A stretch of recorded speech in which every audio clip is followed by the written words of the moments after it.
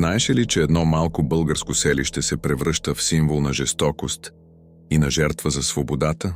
Пролета на 1876 година България още е под османска власт.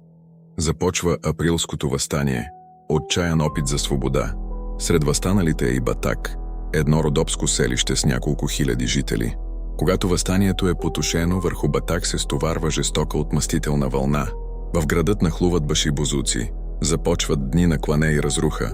Хиляди мъже, жени и деца са избити. Църквата в Света неделя се превръща в гробница, хората се укриват вътре, но загиват от огън и меч. Батак остава в руини.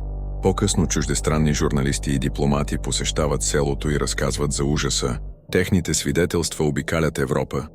И за първи път светът обръща внимание на българския въпрос. Трагедията на Батак се превръща в символ на цената на свободата.